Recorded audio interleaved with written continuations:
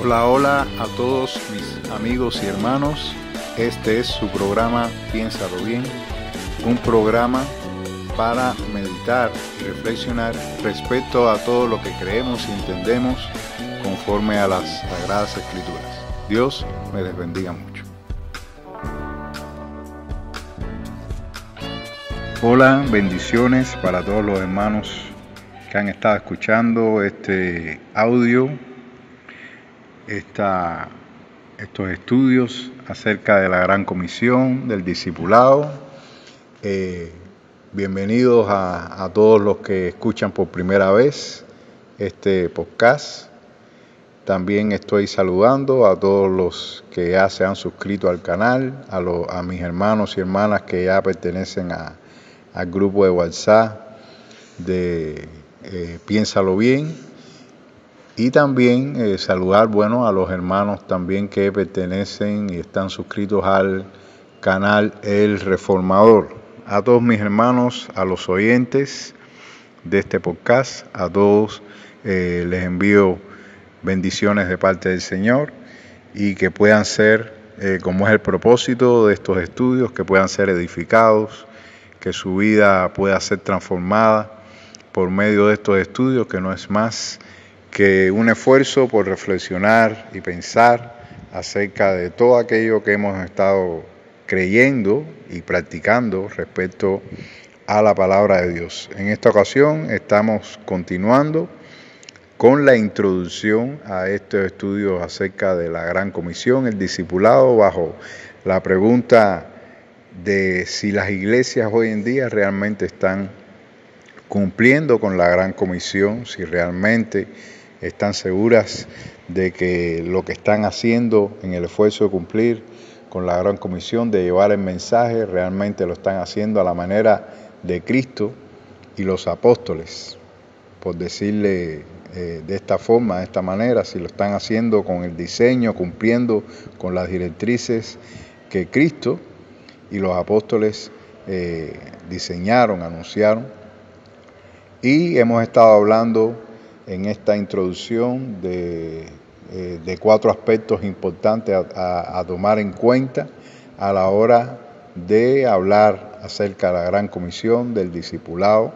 Recuerden que ya explicamos ya en el audio anterior que estamos hablando de lo mismo, aunque muchos piensen que son 2 cosas separadas. Realmente Gran Comisión, discipulado es lo mismo, porque la Gran Comisión, según Jesús, es ir y hacer discípulos.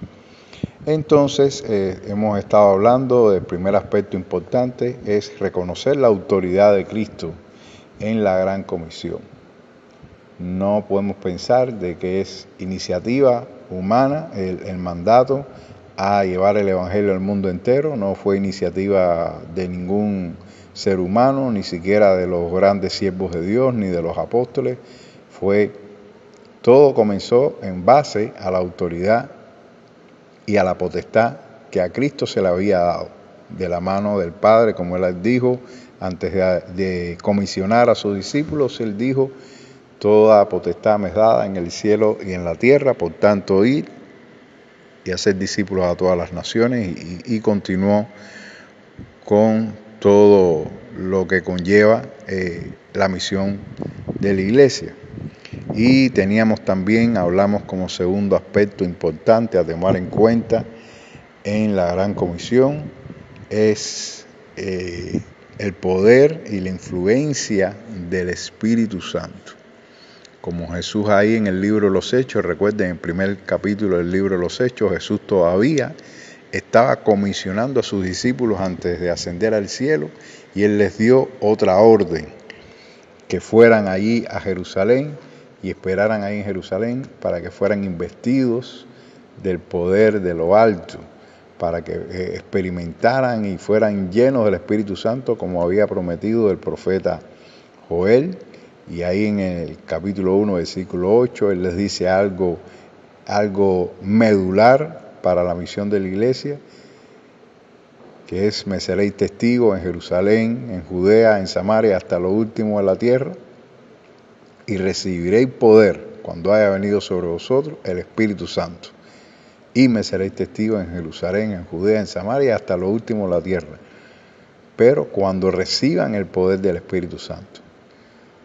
Sin el poder del Espíritu Santo, esta gran comisión a la que el Señor encomendó a los discípulos no lo hubieran podido lograr, porque todo fue en base a lo sobrenatural, al poder del Espíritu Santo. No se trató de estrategias humanas que ellos hayan usado, no se trató de que ellos tuvieran humanamente alguna capacidad, incluso todo lo contrario. Muchos de ellos eran simples pescadores o pastores de ovejas, eran gente del vulgo, como le dijeron los mismos fariseos, pero lo que ellos portaban en su vida no era algo humano, era algo sobrenatural. ¿Y qué era eso algo sobrenatural? El poder del Espíritu Santo, la llenura del Espíritu Santo, la promesa del ser revestido del Espíritu Santo que ya antes había sido profetizada por el profeta Joel.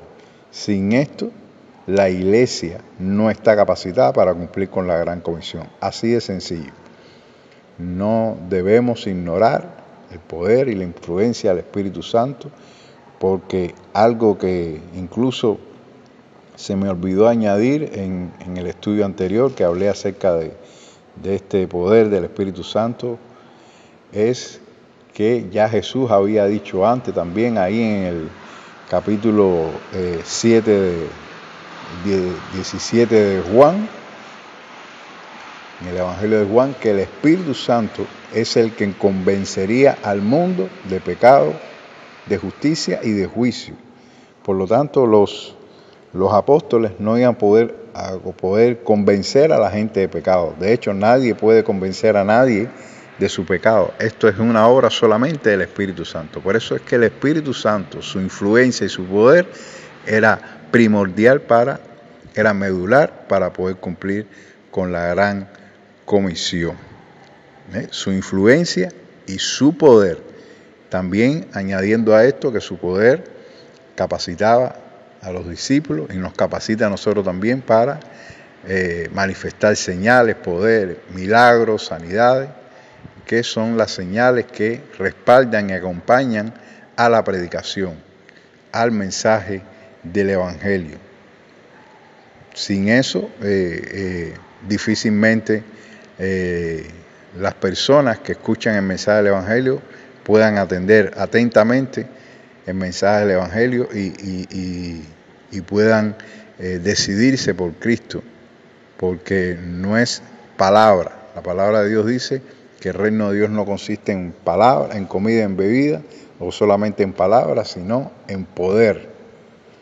No consiste solamente en palabras, sino en poder. Entonces ellos no solamente iban a llevar palabra, iban sí a llevar la palabra de Dios, pero acompañados con el poder del Espíritu Santo. Entonces hoy vamos a tratar, hermanos, el tercer aspecto.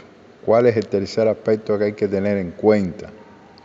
Es lo que Jesús y los discípulos y los apóstoles tenían en mente respecto a la gran comisión, era la expansión del Evangelio o la expansión del mensaje del Evangelio. Vamos a repetir nuevamente lo que dice en Hechos capítulo 1, versículo 8. Dice, recibiréis poder cuando haya venido sobre vosotros el Espíritu Santo. Dice, me seréis testigos en Jerusalén, en toda Judea, en Samaria y hasta lo último de la tierra. ¿Qué significa esto? Que el mensaje del Evangelio no era una cuestión solamente que iba a hacer crecer a la persona, al creyente, vamos a decir interiormente. No era una cuestión para que estuviera simplemente ahí encapsulado en la vida de los creyentes, sino que era algo para que, comenzando de la vida de los creyentes, fuera algo que se expandiera, que se regara, que fuera una explosión ese mensaje, como mismo el Señor Jesús enseñó en uno de los evangelios. Dice que una luz no debe ponerse debajo de un almud, de una cama, sino que la luz se pone encima para que todos la vean. Y este era lo que el Señor tenía en mente cuando comisionó a los discípulos. Esto no es algo para que estuviera escondido, en secreto, Esto el Señor no tenía en mente hacer una sociedad secreta como las que existen hoy en día, no. Era algo para que se publicara, para que se supiera, para que se regara por toda la tierra hasta el fin. Entonces no era una cuestión de crecimiento espiritual, sino también de crecimiento geográfico. Él va mencionando Judea, Jerusalén primeramente, porque el Evangelio debería empezar por Jerusalén. Los judíos eran los herederos espirituales del mensaje del Evangelio, pero que ellos fueran los herederos no quiere decir que fueran los únicos, que significa que por Jerusalén, por los judíos, iba a comenzar el mensaje del Evangelio, pero no se iba a quedar ahí, sino que el Señor continúa geográficamente hablando, dice no, hasta Judea, Samaria y hasta el fin de la tierra. Entonces, es algo que tenemos que tener en mente nosotros también. El Evangelio es para que se expanda, no para tenerlo enclaustrado. Jesús nunca pretendió que el Evangelio fuera un privilegio para un grupo reducido de personas o para una élite o una casta especial. Él se aseguró que los apóstoles tuvieran en mente que el Evangelio era para expandirse, no para concentrarse en un solo lugar o en una sola cultura, sino que se extendiera por todo lugar hasta lo último de la tierra.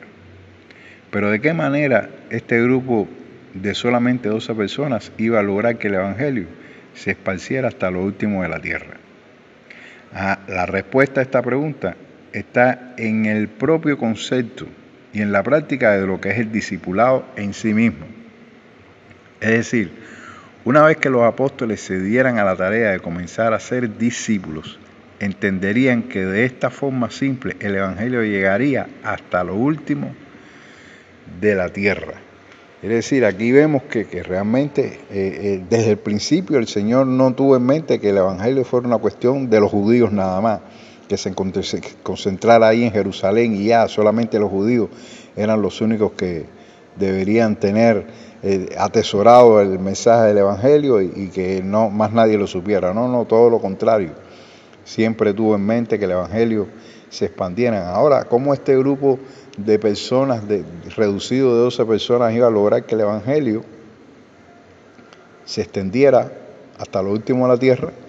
En el mismo concepto de discipulado está. ¿A qué nos referimos a que el mismo concepto de discipulado está el secreto de la expansión del Evangelio? Ahora vamos a ver un concepto que tenía el apóstol Pablo acerca de lo que es el discipulado en la práctica. Ya no solamente como un concepto para el conocimiento, sino como el apóstol Pablo ya tenía concebido lo que era el discipulado, el proceso de discipulado, pero de una manera más práctica. Y lo podemos ver ahí en 2 de Timoteo, capítulo 2, versículo 2. Dice, lo que has oído de mí ante muchos testigos, esto encarga a hombres fieles que sean idóneos para enseñar también a otros. Le voy a decir como dice en la Nueva Traducción Viviente. Dice, me has oído enseñar verdades que han sido confirmadas por muchos testigos confiables. Ahora enseña estas verdades a otras personas dignas de confianza que estén capacitadas para transmitirlas a otros. Entonces, ¿cómo es que el mensaje iba a correr como una explosión hasta lo último de la tierra?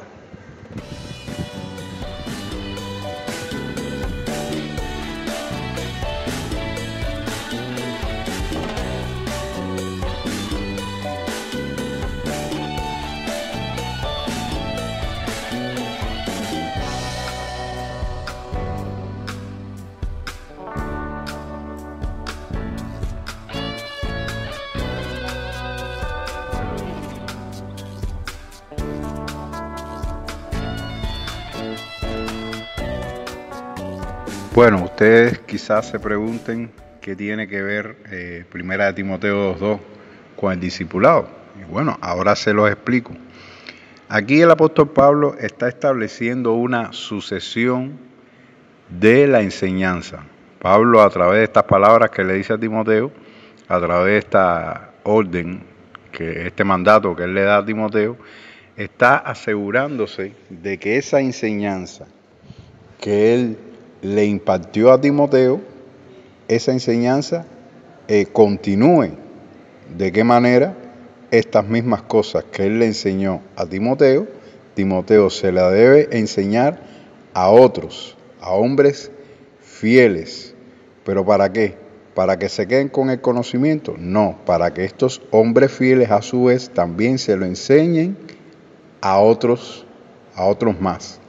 ¿Ve? Es una sucesión de la enseñanza, es un aseguramiento para que aquello que se le enseñó a una persona perdure en el tiempo. ¿De qué manera? Cuando este mismo mensaje o esta misma enseñanza pasa de una persona a otra o de una persona a otra, lo que conocemos comúnmente como el mensaje o la enseñanza que pasa de persona a persona. ¿Ve? O como aquellas historias, por ejemplo, que en la antigüedad no se escribían, pero incluso esas historias o esas leyendas han llegado hasta el día de hoy porque fueron pasando, como dice el refrán, de boca en boca. Quiere decir, lo que una persona aprendió bien, esta materia, esta enseñanza, esa persona se las transmite a otras y esas otras personas se las transmiten a otras más. De esta manera, lo que se enseña a una persona perdura en el tiempo, porque se va transmitiendo de generación, de persona a persona, pero también de generación a generación.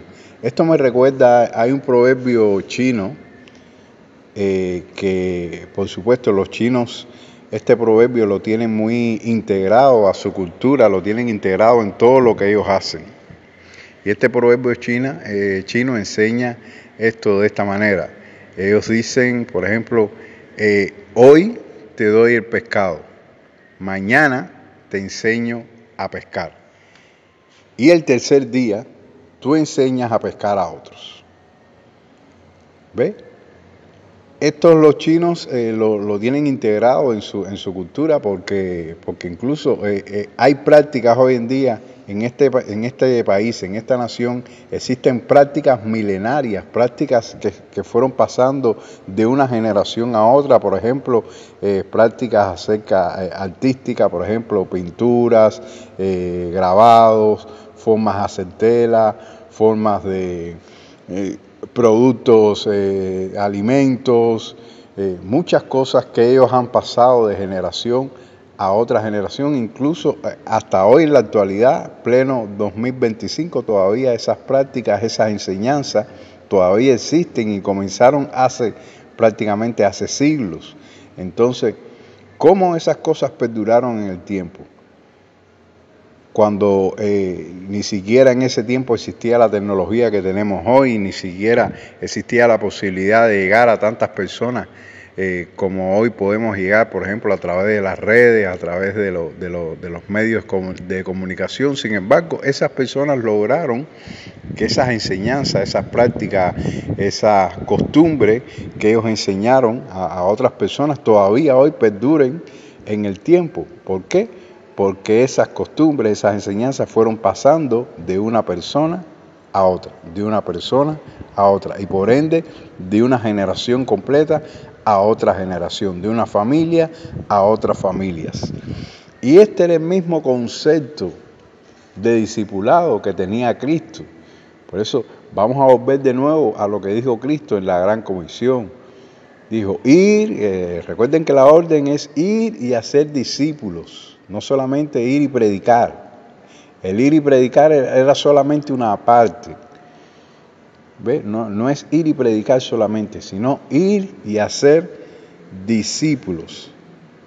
Bautizándolos en el nombre del Padre, del Hijo y del Espíritu Santo. Y después, ¿cuál es el tercer paso? Enseñándoles que guarden todas las cosas que os he mandado. Por lo tanto, esa enseñanza cómo iba a llegar hasta lo último en la tierra. Ese mensaje iba a llegar hasta lo último en la tierra cuando este mensaje fuera simplemente transmitiéndose de persona a persona.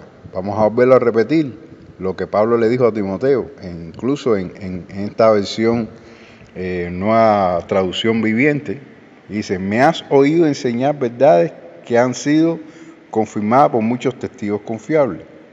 Ahora enseña estas verdades a otras personas dignas de confianza, pero no solamente para que tengan conocimiento, dice, que estén capacitadas para transmitirlas a otros. Entonces, ¿qué cosa es el discipulado? No es más que la transmisión de esta enseñanza de una persona a otra o de una persona a un grupo de personas. En resumen, entonces, ¿qué es en general el discipulado? Por acá yo puse un concepto. El discipulado no es más que la transmisión de valores éticos, morales y espirituales de una persona hacia otra o hacia un grupo pequeño de personas. Y quiero que puedan enfatizar en esto de un grupo pequeño, porque esto está contenido en la idea del discipulado.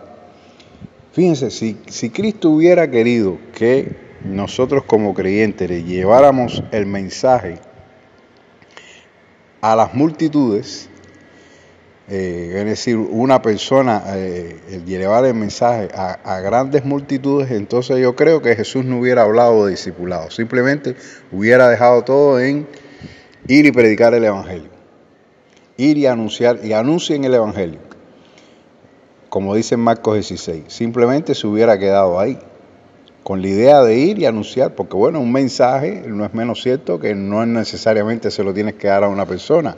Un mensaje, un anuncio, usted se para en un lugar público y da un anuncio importante y todas las personas escuchan el anuncio. Pero resulta, y vuelvo y repito, insisto en la idea del discipulado, porque si creemos que solamente es predicar el evangelio, vuelvo y repito, sí, se puede anunciar a las multitudes, pero las multitudes, una persona no las puede discipular.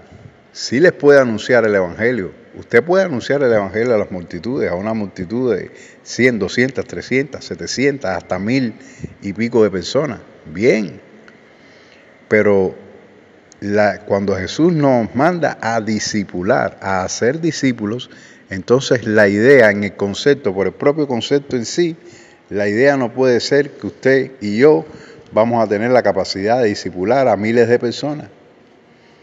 Es que el propio Jesús nos dio ejemplo, y él mismo, ¿a quién discipuló? Solamente a 12.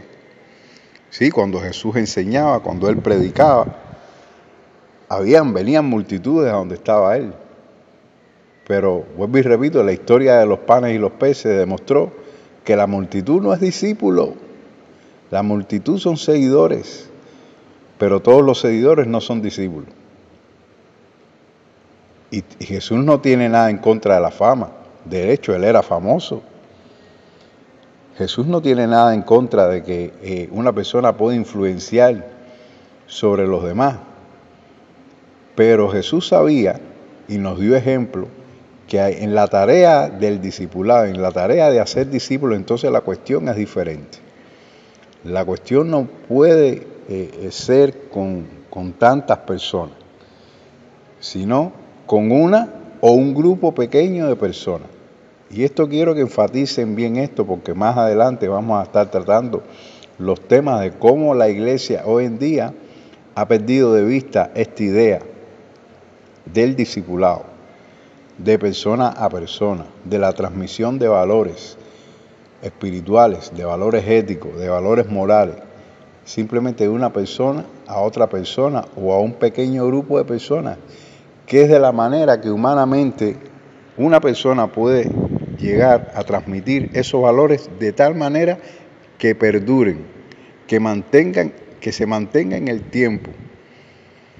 Está probado en la vida práctica, en la vida, que una enseñanza que se da a muchas personas a la vez no perdura en el tiempo, porque siempre van a haber muchas personas que escucharon una vez algo, pero a la medida que pasa el tiempo eso se olvida. Pero cuando una persona escoge a un grupo pequeño de personas, 10 o 12 personas, como mismo hizo el Señor, y a estas personas les transmite valores espirituales, valores morales, valores de todo tipo, se las transmite, estas enseñanzas perduran en el tiempo. ¿Por qué? Porque se enseñaron bien, se influenció bien a este pequeño grupo de personas. Pero es que este pequeño grupo de personas no se queda con esto, sino que también lo transmiten a otros. Entonces, vuelvo y repito, la transmisión de valores éticos, morales y espirituales de una persona hacia otra, o hacia un grupo pequeño de personas. De esta manera, y con el respaldo del Espíritu Santo, no olvidemos el respaldo del Espíritu Santo, porque no se trata, si estuviéramos hablando solamente de esto, de la transmisión de valores de persona a persona, estuviéramos hablando de una simple estrategia humana. Acuérdense que no debemos ignorar la importancia que tiene la influencia, el poder del Espíritu Santo. Todo esto, sí, puede tener mucho éxito humano y está probado que humanamente la transmisión de valores de persona a persona o a pequeños grupos de personas tiene éxito. Humanamente se ha probado que tiene éxito, pero en la cuestión del cristianismo, en la cuestión del evangelio, necesitamos el respaldo del Espíritu Santo, no solamente tenerlo en cuenta humanamente. Dice, de esta manera, con el respaldo del Espíritu Santo, Jesús aseguraba que el Evangelio se esparciría como pólvora hasta lo último de la tierra. Hay un ejemplo que surgió en los años 90 y es un movimiento que creo que todavía se mantiene actual. No sé si todavía, no me he informado si todavía se mantiene actual, pero me imagino que sí. Y en los años 90 surgió un movimiento que se llamó el Movimiento de los 12. No sé si algunos lo pueden recordar. Ellos estuvieron incluso aquí en nuestro país, estuvieron en Cuba.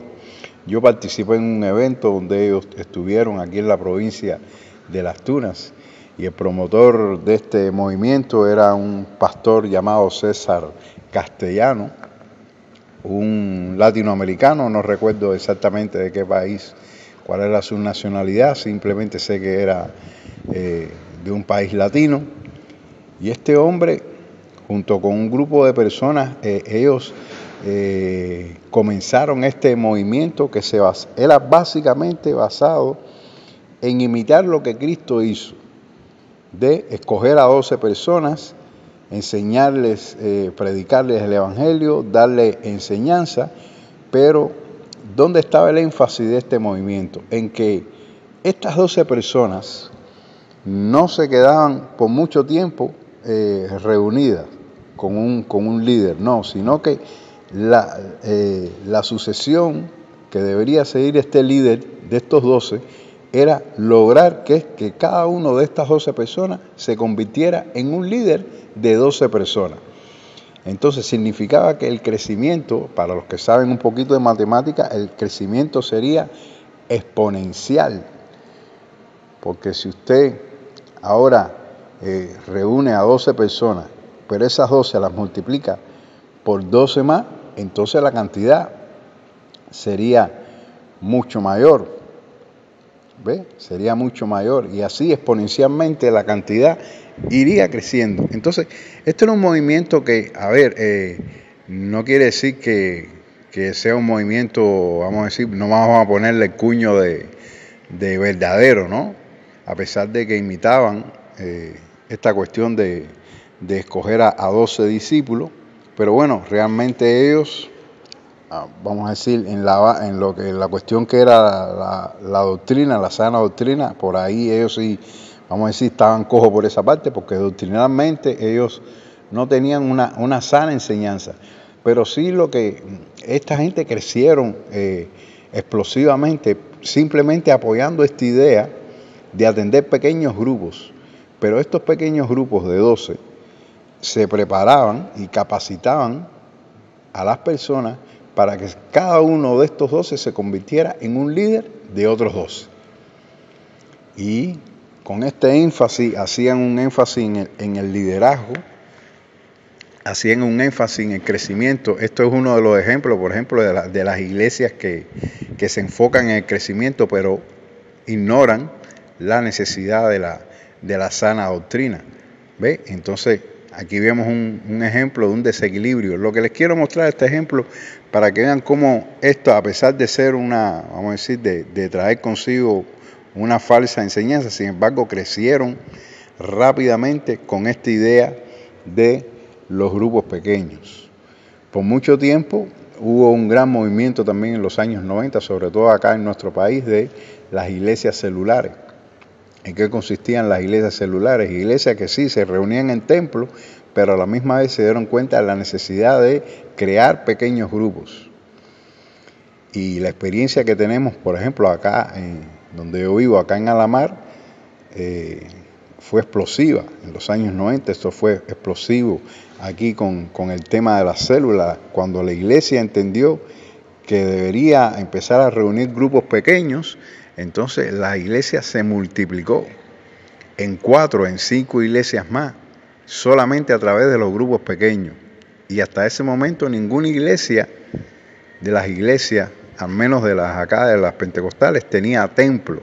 No se estaban reuniendo en templo porque de hecho no se podía. Y todavía hoy en la actualidad es difícil que una de las iglesias tenga un templo, porque por las características de nuestra localidad no le ha sido permitido a ninguna iglesia tener un templo como tal, porque más algunas tienen naves o algo parecido, pero un templo como tal de estos grandes de mampostería todavía ninguna iglesia acá en nuestra localidad lo tiene. Pero sin embargo, en aquel momento, en los años 90, cuando las iglesias se empezaron a enfocar en tener células, enfoque que hoy en día tristemente se ha perdido, cuando las iglesias en los años 90 se enfocaron en tener células, en crecer por células, en crecer por las casas, el crecimiento fue explosivo. Está probado que por medio de los grupos pequeños se hace mejor el trabajo y el evangelio corre mucho más rápido, el evangelio se extiende mucho más rápido, porque la transmisión ya no es de una sola persona que tiene que todo domingo tras domingo esforzarse para tratar de influenciar a 200, 300, 400 personas. No, esto se trata de 200 personas capacitadas, entrenadas para enseñar a otras, que era lo que Pablo le estaba diciendo a Timoteo. Y tristemente, acá en mi localidad, en Alamar, tristemente, incluso las iglesias que hoy en día habían empezado por células y que hoy en día por lo menos tienen una nave, vuelvo y repito, templo no se ha podido tener, pero o tienen una nave o tienen un local amplio, muchas de estas iglesias ya han perdido el fuego explosivo ese que hubo en los años 90. ¿Por qué? Porque perdieron el enfoque de las células. Sí, las tienen, las mantienen, pero realmente lo que tienen en las células son pequeños cultos. Es encapsulado del mismo culto que hacen en el templo, lo hacen en la célula, algo muy parecido, pero este fuego, este propósito de que las células sirvieran para la expansión del evangelio se perdió totalmente. Y más adelante queremos hablar un poco acerca de esto, porque el evangelio, hermanos, es para que se expanda, es para el crecimiento, no es para que se enclaustre en un solo lugar. Entonces, hermanos, de esta manera, hoy en la actualidad han surgido muchos obstáculos que han impedido que el evangelio se expanda. Y estos obstáculos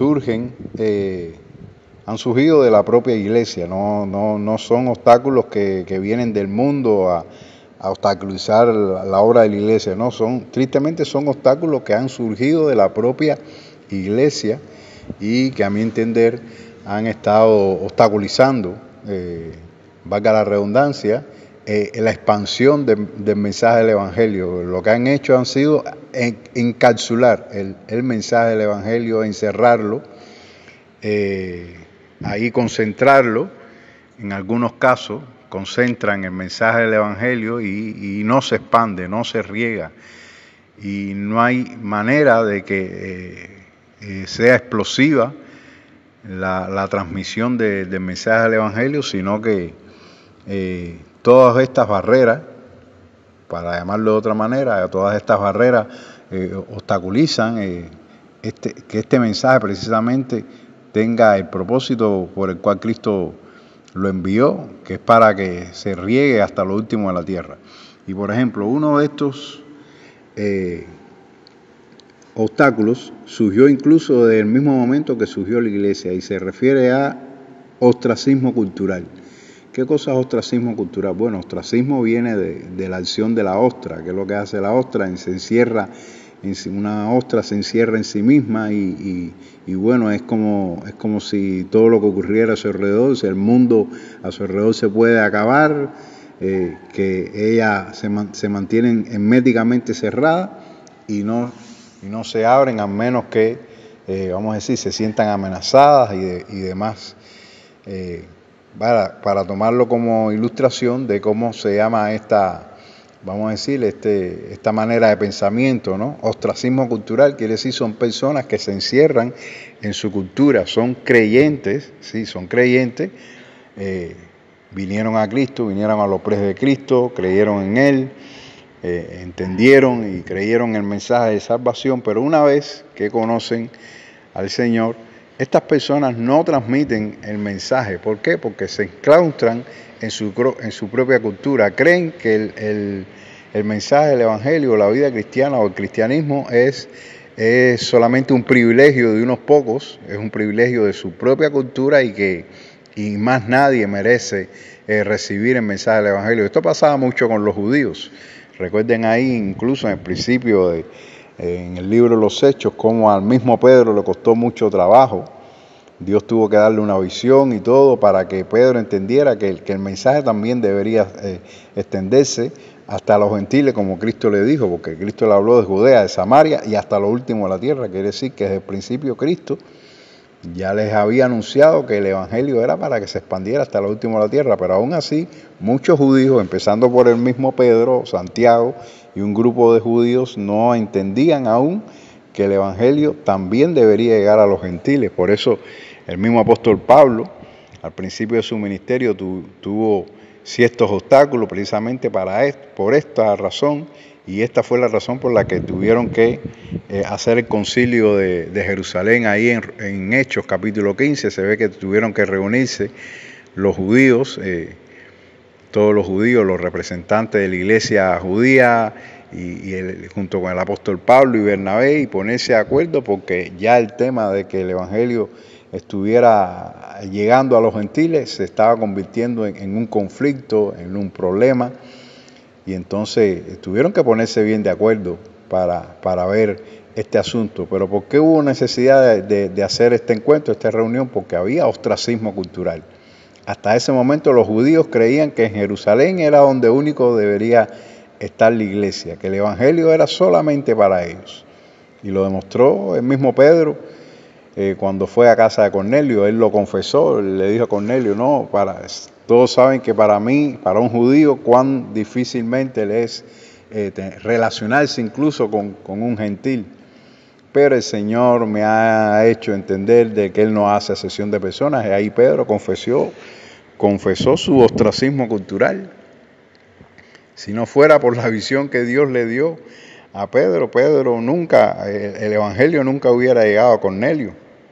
Y bueno, ya conocen que por esa misma razón fue que el Señor tuvo que levantar a Pablo, y Pablo fue el apóstol de los gentiles.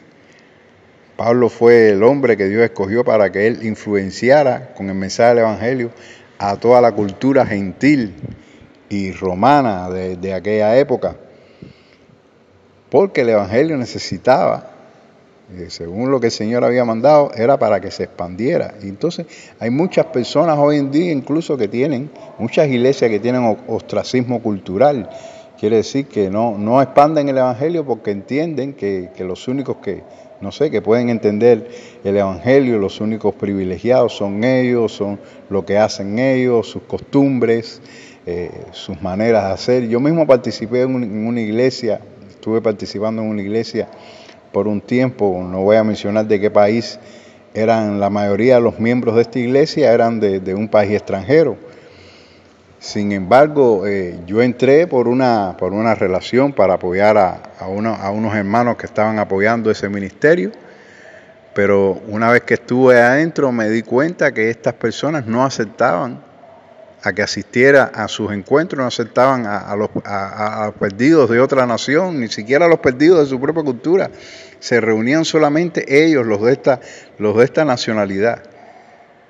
Incluso me enteré que hubo comentarios acerca de mi persona, por yo no ser de ese grupo, yo no ser de ese país, y muchos de ellas se preguntaban, bueno, ¿qué hace él aquí?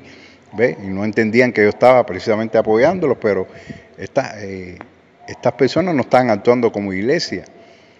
¿Por qué? Porque su propósito de reunirse no era expandir el Evangelio, era simplemente reunirse las personas de esa nacionalidad. ¿Ve? Eso no es una iglesia, porque la iglesia es para todos, sea el extranjero, sea el borracho, el gentil, es para todos, el mensaje es para todos, para toda criatura, ir y llevar y predicar el Evangelio a toda criatura. ¿Ve? Entonces el ostracismo cultural, valga la redundancia, obstaculiza el mensaje, la expansión del Evangelio. Lo otro que veo mucho, incluso hasta en iglesias evangélicas, iglesias pentecostales, que no se consideran de esta forma, pero sí lo son por su manera de actuar, es el sectarismo. ¿Qué cosa es el sectarismo? No es más que aquellas iglesias que en su manera de reunirse hacen como especie de clanes. ¿Ve? Hacen como un clan, hacen como una secta. ¿Qué cosa es una secta? Una secta es un grupo de personas que se aparta de la inmensa mayoría, y entonces es un grupo cerrado, es un grupo que es como un búnker que para entrar es difícil, incluso hasta para salir es difícil. Y una vez que te salgas de este grupo, ya estas personas te rechazan, incluso pueden llegar hasta el término del odio y todo. Y tristemente está ocurriendo en muchas iglesias, donde los pastores se adueñan de las ovejas, hacen una secta porque ellos se adueñan de las ovejas. Ellos no soportan que esta ovejita de su iglesia vaya para otra iglesia, ni siquiera de visita. Hay algunos incluso que han llegado hasta el extremo de que sus miembros no se pueden casar con miembros de otras iglesias, de otras congregaciones, porque se tienen que casar entre ellos mismos, porque ese es su clan, ese es su grupo, no sé, étnico, pudiéramos decir así. Entonces se convierten en una secta, realmente se convierte en una religión cerrada, que no expande la noticia. Su misión en la vida, en el mundo, no es expandirse, sino mantenerse ahí concentrado. Otra cuestión que ocurre mucho en las iglesias, sobre todo en las iglesias evangélicas, es el celo ministerial. El celo ministerial, los pastores y los líderes que se celan unos a los otros por cuestiones de dinero, otros por cuestiones de crecimiento, otros se empiezan a comparar unos a los otros. ¿Ve? Y entonces hay incluso pastores, líderes, ministros que no tienen buenas relaciones, que no se pueden mirar la cara, que no se pueden ver, y cosas así por el estilo. Algunos incluso aconsejan a sus iglesias que no oigan el mensaje del otro ministro por esta cuestión y por esta otra. Y entonces se nota esa tirantez, incluso el mundo lo nota. El mundo nota esas tiranteas a veces que hay entre los mismos ministros, a veces hasta de la misma denominación. Y entonces esto hasta el mundo lo está notando y está viendo a aquellos que representan a la iglesia, que representan a Cristo, están viendo que se están tirando los unos a los otros. Entonces eso lo está viendo el mundo, lo está viendo la iglesia, y entonces eso obstaculiza el el mensaje del Evangelio a que se expanda, porque no es el testimonio real que está dando la iglesia. Yo estoy poniendo de ejemplo algunos obstáculos, yo sé que existan muchos más. Y el último que quiero poner de ejemplo es el enclaustramiento. ¿A qué me refiero con el enclaustramiento? El enclaustramiento no es más que aquellas iglesias que viven una vida monástica de monasterio. Quiere decir, la vida cristiana se resume a lo que se hace dentro de los templos. Es una vida cristiana encerrada en los templos. Y no tengo nada en contra de los templos, pero sí creo firmemente, y de esto yo a este tema le voy a dedicar un espacio más amplio, pero sí quiero adelantar algo. No estoy en contra de los templos, pero sí creo que cuando el templo sustituye la misión del discipulado, de la gran comisión, entonces es cuando las reuniones en los templos comienzan lejos de ayudar a la iglesia, están obstaculizando a la iglesia. ¿Por qué? Porque son muchas las iglesias que toda su vida cristiana la resumen dentro de lo que se hace en el templo. A tal punto que muchos creyentes creen que lo que no hagan en el templo no sirve. La vida cristiana que se viva fuera del templo no es importante para Dios. A Dios lo único que le interesa, para estas personas, a Dios lo único que le interesa, a Dios lo único que respalda, la única palabra que se debe escuchar, el único mensaje que se debe escuchar, la única alabanza que vale para Dios y que sirve es la que se hace dentro del templo. La única actividad que Dios valora es la que se hace dentro del templo. Entonces son iglesias monásticas, son iglesias que, como los monjes, estos católicos, viven toda su vida dentro de los monasterios, y aunque no han llegado, gracias a Dios, todavía a ese extremo, pero la manera de pensar, la manera de actuar que tienen estas iglesias es muy parecida a los monjes católicos que viven toda su vida dentro de los templos, porque dentro del templo se hace todo y fuera del templo no se hace prácticamente nada, y han encerrado las iglesias dentro de esas cuatro paredes, a tal punto que, vuelvo y repito, que las personas que asisten a estos templos, que se reúnen en estos templos, en estos lugares, han prácticamente idolatrado el templo, a tal punto que no conciben una vida cristiana fuera del templo. Si van a cantar, si van a orar, es dentro del templo donde Dios te escucha. Prácticamente se han remontado a una máquina del tiempo y han ido allá al Antiguo Testamento, donde Dios solamente escuchaba a las personas cuando iban ahí al templo de Jerusalén. Y se han olvidado que Jesús, la misión que nos dio es: vayan y prediquen, ir y predicar. ¿Y qué les dicen los templos hoy en día al mundo? Vengan y aquí les predicaremos. ¿Ven la gran diferencia? Jesús dijo a sus discípulos: ir y predicar. Dice: vayan a donde están ellos, ir y predicar, ir a donde están ellos, salgan de donde están y vayan a donde están los perdidos y predíquenles el Evangelio. Pero estas iglesias que viven su vida en los templos, el mensaje es contrario, es de otra manera. El mensaje que están dando al mundo es: mírennos, vengan ustedes para acá y aquí adentro le predicaremos y le enseñaremos el Evangelio. Y no fue esa la misión que Cristo nos dio. De todas formas, hermanos, más adelante yo este tema lo voy a ampliar un poco más, porque sé que puede haber mucha controversia respecto a este tema. Por eso quiero abundar un poco más en otros estudios más adelante acerca de esta idea de que el templo realmente, mucha más que ayuda, se ha convertido hoy en día en un obstáculo para la iglesia, y tengo mucha tela por donde cortar en ese sentido, en la cuestión de lo que es encontrar respaldo de la Biblia para esta idea. Hay realmente mucha tela por donde se puede cortar para plantear como una realidad esta idea de que los templos hoy en día, lejos de ser una ayuda para la expansión del Evangelio y para la Gran Comisión, se han convertido en uno de los grandes obstáculos.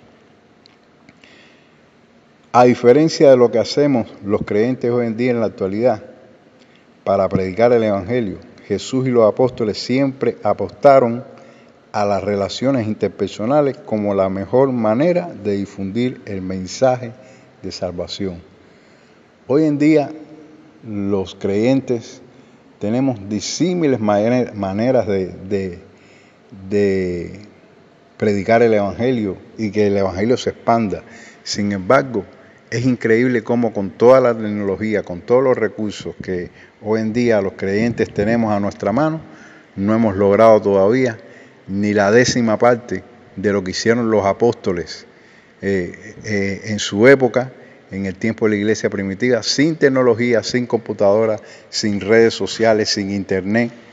Esta gente, por decirlo así, estas personas, estos creyentes, en 3 siglos lograron que el Evangelio llegara hasta las cúspides más altas del gobierno romano. Y hay historia sobre eso. En 3 siglos solamente habían logrado que el Evangelio llegara a las capas más altas de la sociedad del Imperio Romano.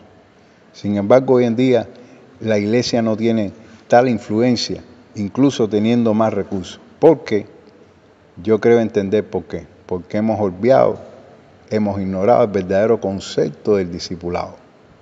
Y el Evangelio, lejos de expandirse, lo que se ha es encapsulado, lo que se ha es concentrado dentro de los templos, dentro de las iglesias que están enclaustradas ahí en su propia cultura, en aquellas iglesias, se ha encerrado ahí en aquellas iglesias que están divididas de las demás, en aquellas denominaciones. Lo hemos encapsulado en pequeños grupos, en pequeños espacios, y no hemos sabido expandir el mensaje del Evangelio como Cristo nos mandó. No hemos roto con todas aquellas murallas, con todos aquellos obstáculos que necesitamos romper para que realmente el Evangelio corra como pólvora por el mundo entero hasta lo último de la tierra, como quiso y nos ordenó el Señor Jesús. Y aquellos siempre apostaron a que el Evangelio fuera transmitido de persona a persona. ¿Cómo se expande el Evangelio? Según lo ordenó el Señor, el Evangelio es de persona a persona, usando las relaciones interpersonales. ¿Cuáles son las relaciones interpersonales? Tu familia, tus relaciones laborales, tus relaciones de la comunidad. ¿Ves? Es en tus relaciones. Es usando tus propias relaciones como mejor se expande el Evangelio, porque son la gente realmente que pueden corroborar que Cristo ha llegado a nuestra vida. Son realmente la gente que pueden palpar que en tu vida y en mi vida, que el Evangelio realmente da resultados, el Evangelio realmente transforma. Muchos creyentes hoy en día pretenden ganar a los que viven lejos, sin embargo los que están cerca no los han podido alcanzar. Es increíble ver cómo los que viven cerca, en la mayoría, por lo menos eso acá en mi país yo lo veo mucho, los que viven cerca, la mayoría de los que viven cerca de las iglesias o de los templos, los lugares donde se reúnen, la mayoría de los vecinos que viven cerca no visitan el templo. ¿Por qué? ¿Qué pasa? Que los que más cerca viven del templo no lo visitan. La mayoría de los que más cerca viven del templo no lo visitan. ¿Por qué será eso? ¿Por qué nos está costando tanto trabajo con nuestras familias, nuestros amigos? Vengan a Cristo como mismo vinieron nosotros.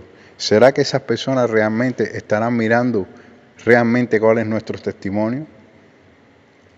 Alguien dijo en una ocasión, ¿quieres conocer si alguien es verdaderamente cristiano o no? Pregúntale a su familia, pregúntale a los amigos. Yo creo que el hecho que a muchos de nosotros nos cueste trabajo, que nuestras relaciones más cercanas no hayan venido, nos cueste trabajo que vengan a los pies de Cristo, Yo creo porque no han visto en nosotros esa transformación que realmente Cristo ha prometido para nuestras vidas. Y simplemente como no lo han visto, no han visto realmente un cambio en nuestras vidas, entonces simplemente no se sienten atraídos para venir a Cristo. Quizás lo que estén viendo en nosotros simplemente sea una pura religiosidad o peor, una pura hipocresía, como es el caso a veces de muchos. Y esto también obstaculiza la explosión del mensaje del Evangelio.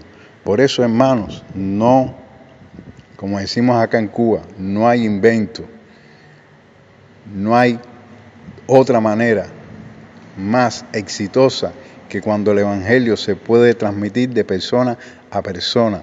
Pero para eso nuestras vidas realmente tienen que ser un testimonio. Para eso nuestras vidas realmente tienen que haber sido transformadas por el poder del Espíritu Santo. Realmente para eso nosotros tenemos que habernos preocupado por practicar, no solamente conocer, sino practicar realmente en nuestra vida la verdad contenida en su palabra. Para eso nosotros realmente tenemos que darle testimonio al mundo de que Cristo nos ha cambiado y nos ha transformado. Mientras el mundo no vea eso, mientras nuestra familia, aquellos que nos conocen, no vean realmente una transformación en nuestras vidas, el Evangelio nunca se va a expandir, porque nosotros somos la sal, nosotros somos la luz. Y Cristo lo dijo, si la sal, el propio Jesús lo dijo, si la sal se desvanece, entonces ¿cómo la tierra va a ser sazonada? ¿Cómo la tierra va a ser sazonada? Tú y yo tenemos que ser luz y sal, pero no para el mundo así de manera general, no, luz y sal en medio de tu hogar, luz y sal en tu comunidad, luz y sal en tu trabajo, luz y sal en medio de tu familia, de tus amistades, aquellos que cerca te conocen. Entonces son los primeros que necesitan escuchar, y no solamente escuchar, sino que ver que tu vida ha sido transformada por el mensaje del Evangelio. Una vez que el mundo, y cuando hablo del mundo, vuelvo y repito, hablo de tu familia, hablo de aquellos cercanos a ti, hablo de aquellos que te conocen. Cuando aquellos realmente vean que tu vida es un mensaje, entonces ellos vendrán junto contigo a los pies de Cristo, buscando la vida que tú estás manifestando, buscando el testimonio que tú estás manifestando. Y de esa manera, hermano, se los puedo asegurar, el mensaje del Evangelio llegará hasta lo último de la tierra. Que el Señor les bendiga mucho y espero que nos veamos en los próximos estudios. Muchas gracias, hermanos. Amén.